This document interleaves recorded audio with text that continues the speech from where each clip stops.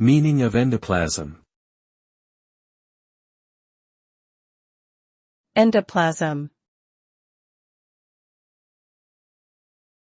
Endoplasm. Endoplasm. Endoplasm. Endoplasm refers to the inner, more fluid portion of the cytoplasm in cells. It is surrounded by the outer layer called the ectoplasm.